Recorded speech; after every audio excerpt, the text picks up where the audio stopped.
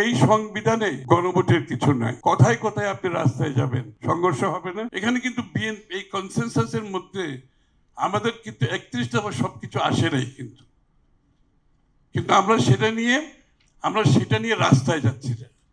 আমরা সেটা নিয়ে কোনো ধরনের একটা নিজেদের মধ্যে একটা ডিভিশন করার চেষ্টা করছি না। আমরা সেটা নিয়ে জনগণের কাছে যাব।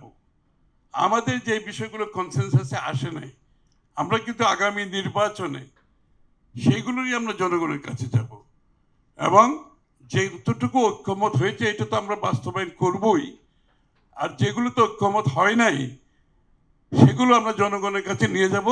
জনগণ যদি আমাদেরকে ম্যান্ডেট দেয় সেটা আমরা বাস্তবায়ন করব। কিন্তু আমি এই মুহূর্তে ঢাকায় বসে কতগুলো রাজনৈতিক দল বসে আমরা বাংলাদেশের ভবিষ্যৎ নির্ধারণ করব, ভালো মন্দ নির্ধারণ করব, সেটা তো হতে পারে না। সেটা আপনি জনগণের মতামত নিতে হবে। যেই জনগণের মালিকানার জন্য 17 বছর মানুষ ত্যাগ স্বীকার করছে, আপনি এখন মালিক নিজে হয়ে যাচ্ছেন কেন? মালিক তো জনগণ। এখন তো আমার মনে হচ্ছে আমরা কিছু কিছু রাজনীতিক তো নিজেরা মালিক হয়ে যেতে চাচ্ছি, যে আমরা এই সিদ্ধান্ত আমাদের এই কনসেনসাস অথবা কনসেনসাসের বাইরে গিয়েও জোর করে আদায় করার চেষ্টা করছি। এটা হচ্ছে 1 নাম্বার। ঐক্যমতের বাইরে যাওয়ার কোনো সুযোগ নাই। The chapter is closed. এর বাইরে যদি আপনারা কিছু করতে চান, আপনি আগামী নির্বাচনে আপনার ম্যানিফেস্টোর কথা যত হয়েছে আপনার ম্যানিফেস্টোতে নিয়ে আসেন। আপনার ম্যানিফেস্টোতে জনগণের ম্যান্ডেট নিয়ে সংসদে আসেন। এইখানে অন্য দলের উপর চাপিয়ে দেওয়ার চেষ্টা করবেন না, দয়া করে। আপনার চিন্তা, আপনার ভাবনা অন্য দলের উপর চাপিয়ে দেওয়ার চেষ্টা করবেন। আপনি আগামী নির্বাচনে জনগণের কাছে যান, ম্যান্ডেট নিয়ে সংসদে আসেন, পাশ করেন। একটা বিষয় হচ্ছে এখানে একটা বিষয় হচ্ছে গণভোট। আরেকটা বিষয় হচ্ছে গণভোট। গণভোটটা কি ব্যাপার? এই যে আজকে যে সরকারটা ক্ষমতা, অন্তর্বর্তী সরকারটি আছে, এই সরকারটা কিন্তু বর্তমান সংবিধানের পরিপ্রেক্ষিতে এই সরকারটা হয়েছে।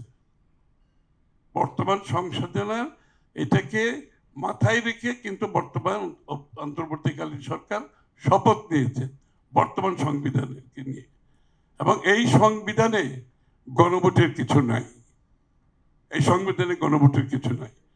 আপনাকে যদি গণভোট করতে হয়, আপনি বাংলাদেশের বর্তমান সংবিধান অনুসারে আপনাকে আগামী দিনে যে সমস্ত দল তাদের ইচ্ছা রূপরেখা থাকতে পারে, প্রস্তাব থাকতে পারে, তাদেরকে জনগণের ম্যান্ডেট নিয়ে সংসদে এসে সংসদে পাশ করার পরে সেই বিষয়গুলো গণভোটে যেতে পারে। সংসদে পাশ করার আগে গণভোটের কোনো প্রভিশন বর্তমান সংবিধানে নাই।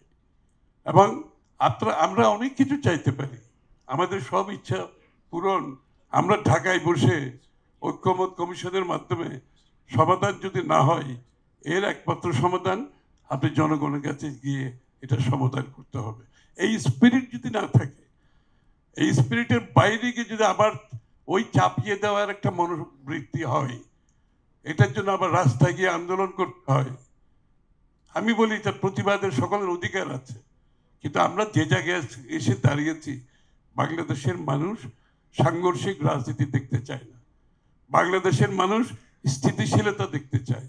বাংলাদেশের মানুষ অন্যের সাথে দ্বিমত পোষণ করেও তার মতের প্রতি রেসপেক্ট দেখাতে চায়। এই কালচার আমাদের মধ্যে থাকতে হবে।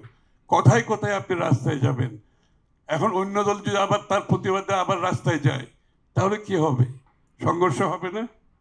আরেকটি বড় দল যদি রাস্তায়, বৃহত্তর দল বাংলাদেশে যদি রাস্তায় নামে এগুলোর প্রতিবাদে, তখন তো সংঘর্ষ হবে না? এই জন্য কি আমরা কি শেখ হাসিনাকে বিদায় করেছি আবার সাংঘর্ষিক রাজনীতির দিকে দেশের মানুষকে নিয়ে যাওয়ার জন্য?